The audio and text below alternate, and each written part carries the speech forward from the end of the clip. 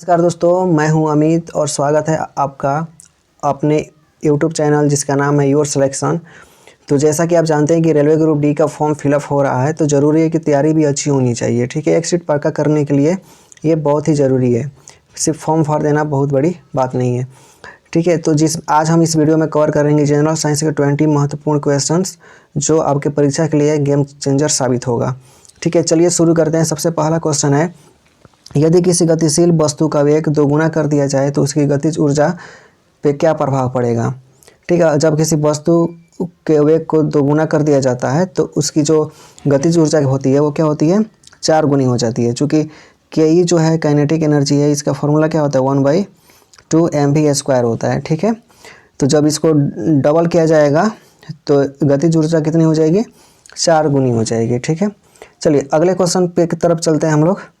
हाँ, उसके पहले एक ज़रूरी बात कि अगर आप इस चैनल पर नए हो, वीडियो अच्छी लगे तो चैनल को सब्सक्राइब जरूर करें। ठीक है, चलिए आधुनिक सारणी में किसी आवर्त में बाएं से दाएं जाने पर परमाणु का आकार सामान्यतः क्या होता है। ठीक है, तो बाएं से दाएं जाना है, तो बाएं से जब दाएं जाते हैं तो परमाणु का आकार क्या होता है, घटता है। चलिए इसके बढ़िया से एक्सप्लेनेशन हम लोग देखते हैं कि जब हम आवर्त में बाएं से दाएं जाते हैं तो नाभिक में प्रोटॉनों की संख्या बढ़ती है। यह बढ़ा हुआ आवेश बाहरी इलेक्ट्रॉनों को अपनी ओर अधिक मजबूती से क्या करता है, इसको खींचता है। ठीक है, जिससे परमाणु की त्रिज्या सिकुड़ जाती है और आकार क्या होता है, इसका छोटा हो जाता है। ठीक है, इस तरह से क्वेश्चन पूछ के एग्जाम में आपको फंसाया जाता है, तो इसको ध्यान में रखें आप सही से।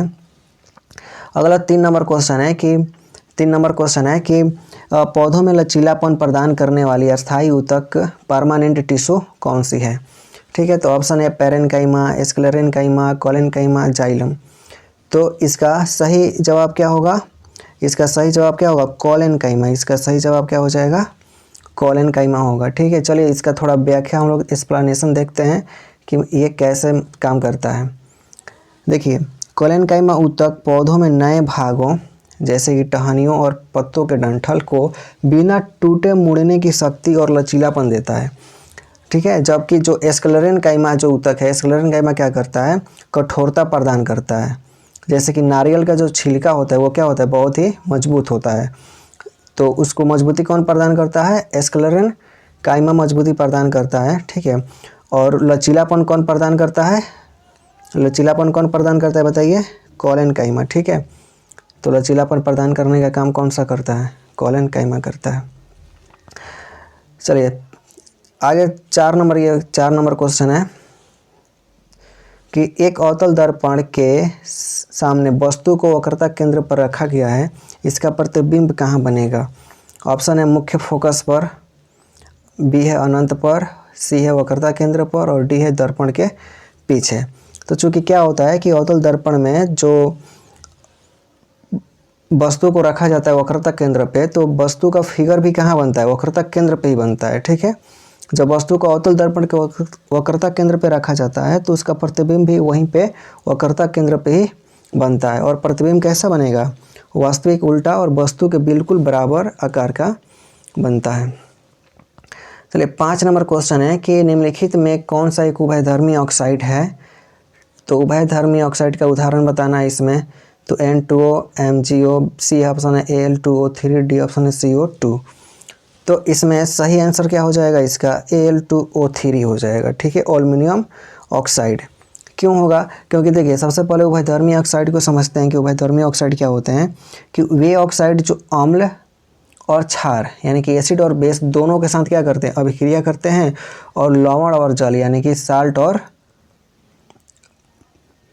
और वाटर बनाते हैं, उन्हें उभयधर्मी ऑक्साइड कहते हैं। ठीक है, जैसे कि Al2O3 हो गया और ZNO। आप इसको याद रखेंगे क्योंकि ये एग्जाम में डायरेक्ट पूछ सकता है। ठीक है, चलिए अगला क्वेश्चन देखते हैं हम लोग 6 नंबर कि रक्त का थक्का ब्लड क्लॉटिंग जमाने में कौन सा विटामिन सहायक होता है। तो ऑप्शन है विटामिन ए, बी है विटामिन डी, सी है विटामिन ई और डी है विटामिन के। तो इसका सही जवाब क्या हो जाएगा, ऑप्शन नंबर डी विटामिन के, जो रक्त का जो थक्का बनाता है, रक्त का थक्का बनाने का जो काम करता है वो कौन काम करता है, विटामिन ई काम करता है। देखिए विटामिन ई शरीर में रक्त के थक्का जमने के लिए आवश्यक प्रोटीन के निर्माण में मदद करता है। इसकी कमी होने पर चोट लगने पर खून बहना बंद नहीं होता है। जैसा कि मान लीजिए इसकी अगर कमी हो जाएगी शरीर में तो चोट लगेगा, तो क्या होगा, अगर इसकी कमी होगी तो खून क्या होगा, कंटिन्यू बहता रहेगा। ठीक है, कंटिन्यू खून क्या होगा, बहता रहेगा। चलिए 7 नंबर क्वेश्चन देखते हैं कि प्रतिरोधकता का SI मात्रक क्या होता है। तो ऑप्शन ए है ओम, हाँ ऑप्शन ए है ओम, इंग्लिश थोड़ा गलत लिखा हुआ है, ओम मीटर, सी है एम्पियर, डी है वाट। तो प्रतिरोधकता का SI मात्रक क्या होता है, ओम मीटर होता है। चूँकि यहाँ पे याद रखने वाली बात यह है कि जो प्रतिरोध होता है उसका SI मात्रक क्या होता है, ओनली ओम होता है, लेकिन प्रतिरोधकता जो है जो पदार्थ की प्रकृति पे निर्भर करता है उसका मात्रक क्या होता है, ओम मीटर होता है। ठीक है, उम्मीद करता हूँ आपको ये सब समझ में आ रहा होगा, साथ में आप याद भी करते जाएंगे। चलिए 8 नंबर क्वेश्चन देखते हैं। बुझे हुए चूने पर क्लोरीन गैस की क्रिया कराने पर क्या प्राप्त होता है। तो बुझे हुए चूना पे क्लोरीन गैस, ठीक है, क्लोरीन गैस डालना है। तो ए ऑप्शन है कि बेकिंग सोडा, बी है धोने का सोडा, सी है बिरंजक चूर्ण और डी है प्लास्टर ऑफ पेरिस। तो देखिए ऑप्शन नंबर सी जो है इसका सही जवाब है बिरंजक चूर्ण। ठीक है, चलिए देखते हैं हम लोग कि जब सूक्ष्म बुझे हुए चूने, तो बुझा हुआ चूना का ये फॉर्मूला CaOH2 और इस पे क्या करते हैं Cl2 क्या किया जाता है, डाला जाता है। तो क्या बनता है CaOCl2 बनता है। ठीक है, बिरंजक चूर्ण बनता है, ब्लीचिंग पाउडर। चलिए 9 नंबर क्वेश्चन देखते हैं कि मानव हृदय में कितने कोष्ठक पाए जाते हैं, चैम्बर। तो मानव हृदय में 4 चैम्बर पाए जाते हैं। देखिए 2 आलिंद और 2 निलय। ठीक है, 2 आलिंद होते हैं और 2 निलय होते हैं। ये ऑक्सीजन युक्त कार्बन डाइऑक्साइड युक्त रक्त को क्या करते हैं, अलग करते हैं। ऑक्सीजन वाले ब्लड को अलग करते हैं और CO2 वाले ब्लड को क्या करते हैं, ये अलग करते हैं। ठीक है, 10 नंबर क्वेश्चन देखते हैं हम लोग कि ध्वनि की तीव्रता किस में मापी जाती है। तो ऑप्शन है हर्ट्ज, बी है डेसिबल, सी है सेकेंड और डी है मीटर। तो सही आंसर क्या हो जाएगा, डेसिबल हो जाएगा। क्यों, क्योंकि ध्वनि की जो तीव्रता होती है वो डेसिबल में मापी जाती है। ठीक है, शोर को डेसिबल में मापा जाता है जबकि आवृत्ति को हर्ट्ज में मापा जाता है। ठीक है, बहुत ही सिंपल सा क्वेश्चन था। 11 नंबर क्वेश्चन है कि पृथ्वी की सतह पर G का मान सबसे अधिक कहाँ होता है।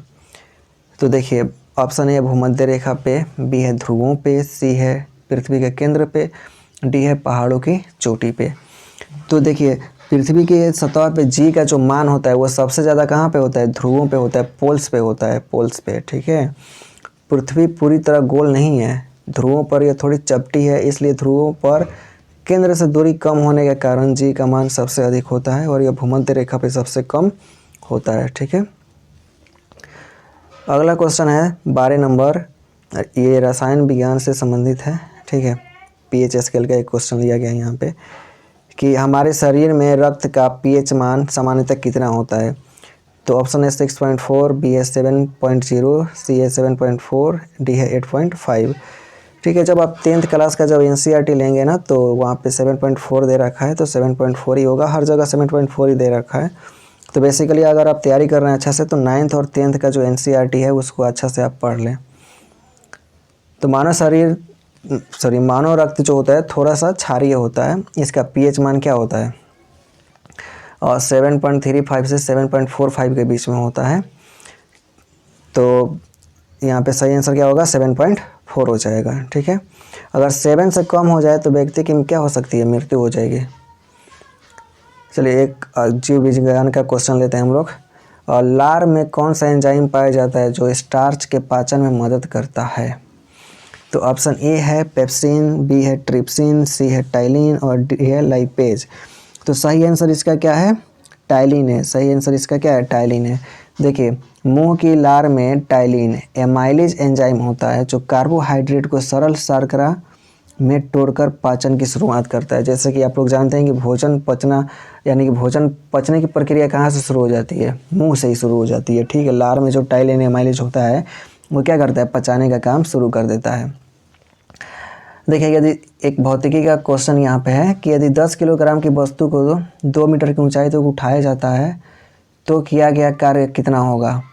जी बराबर क्या लेना है, 10 मीटर पर सेकेंड स्क्वायर लेना है। ठीक है, तो आइए देखते हैं हम लोग कि इसका फॉर्मूला क्या होता है। तो इसका फॉर्मूला W बराबर क्या होता है, mgh होता है। ठीक है, वर्क का फॉर्मूला यहाँ पे क्या होगा, W बराबर mgh। तो वस्तु 10 किलोग्राम की है। ठीक है, और इसका G कितना होगा, 10 होगा, और हाइट कितना है, 2 मीटर तक इसको उठाना है। तो इसको हल करेंगे तो कितना आ जाएगा, 200 जूल इसका सही जवाब आ जाएगा। ठीक है, तो यहाँ पे आंसर सी हो जाएगा। अधातुओं में 15 नंबर क्वेश्चन है, अधातुओं में वो कौन सा एकमात्र तत्व है जो कमरे के ताप पर द्रव हो रहता है। तो देखिए ऑप्शन ए है पारा, बी है ब्रोमीन, सी है क्लोरीन और डी है फास्फोरस। तो अधातुओं में वो कौन सा एकमात्र तत्व है। ठीक, तो अधातु कौन सा है, वो ब्रोमीन है। अक्सर छात्र क्या करते हैं, मतलब पारे में भ्रमित होते हैं, लेकिन पारा एक क्या है, धातु है। पारा एक धातु है, लेकिन ब्रोमीन एकमात्र धातु है जो कमरे के तापमान पर क्या होता है, लिक्विड अवस्था में होता है। 16 नंबर क्या है कि कोशिका का आत्मघाती थैली किसे कहा जाता है। कोशिका का आत्मघाती थैली किसे कहा जाता है। ऑप्शन है mitochondria, ribosome, lysosome, Golgi coy. ठीक है, तो ये याद रखने वाली बात है क्योंकि इस तरह के क्वेश्चन बहुत बार पूछा जाता है। तो लाइसोसोम इसका सही जवाब होगा। व्याख्या क्या होगा, लाइसोसोम में शक्तिशाली पाचक एंजाइम होते हैं। ठीक है, जो कोशिका क्षतिग्रस्त होती है तो लाइसोसोम फट जाते हैं और अपनी ही कोशिका का पाचन कर लेते हैं, इसलिए इन्हें आत्मघाती थैली कहा जाता है।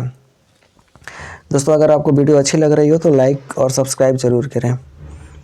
अगला क्वेश्चन है कि निकट दृष्टि दोष को दूर करने के लिए लेंस का उपयोग किया जाता है। ठीक है, तो निकट दृष्टि दोष को दूर करने के लिए किस लेंस का प्रयोग किया जाता है। उत्तल लेंस, बी है अवतल लेंस, सी है बेलनाकार लेंस और डी है द्विफोकसी लेंस। ठीक है, तो इसका सही जवाब क्या हो जाएगा यहाँ पे, अवतल लेंस। निकट दृष्टि दोष यानी कि मायोपिया को दूर करना है तो उसके लिए अवतल लेंस का यूज किया जाता है। हैलोजन परिवार आधुनिक आवर्त सारणी के किस समूह में आता है। तो जो कि हैलोजन जो है वो किस में आता है, समूह 17 में आता है। ठीक है, तो समूह 17 में कौन कौन सा है, फ्लोरीन, क्लोरीन, ब्रोमीन और आयोडीन। इन्हें क्या कहा जाता है, हैलोजन फैमिली के रूप में इन्हें जाना जाता है। ठीक है, क्योंकि ये धातुओं के साथ अभिक्रिया करके साल्ट प्रदान करते हैं। 19 नंबर क्वेश्चन है कि मानव शरीर की सबसे छोटी हड्डी स्टेपिज कहाँ पाई जाती है। तो बहुत ही इजी क्वेश्चन है। ऑप्शन ए है नाक में, कान में, सी है उंगलियों में, डी है खोपड़ियों में। तो इसका सही जवाब क्या हो जाएगा, कान में। मानव शरीर की सबसे छोटी हड्डी कान के मध्य भाग में होती है जिसे स्टेपिज कहा जाता है। ठीक है, इसका नाम याद रख लेंगे आप। सबसे बड़ी हड्डी का नाम क्या है, फीमर है, जो जांघ में पाई जाती है। 20 नंबर क्वेश्चन है कि ओजोन परत वायुमंडल के किस भाग में पाया जाता है। ऑप्शन ए क्षोभ मंडल, बी है समताप मंडल, सी है मध्य मंडल, डी है आयन मंडल। ठीक है, तो इसका सही जवाब क्या होगा, समताप मंडल।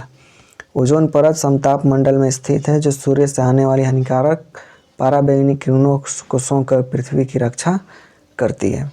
ठीक है, तो उम्मीद करता हूँ कि ये वीडियो आपको बहुत ही अच्छा लगा होगा। अगर वीडियो अच्छा लगा हो तो चैनल को क्या करना है, आपको सब्सक्राइब करना है। ऐसे ही वीडियो के लिए मैं और भी इस तरह के वीडियो बनाता रहूँगा। अगर आप इस वीडियो को पसंद करते हैं, चैनल को सब्सक्राइब करते हैं, जो आपके एग्ज़ाम के लिए, आपको नौकरी दिलाने के लिए बहुत ही ये वीडियो आवश्यक है। तो इस वीडियो को ज़रूर देखें पूरा। वीडियो पूरा देखने के लिए आपका बहुत बहुत धन्यवाद। चैनल को सब्सक्राइब करना ना भूलें। मिलेंगे अगले वीडियो में, तब तक के लिए धन्यवाद। अपना ख्याल रखें, पढ़ाई करते रहें।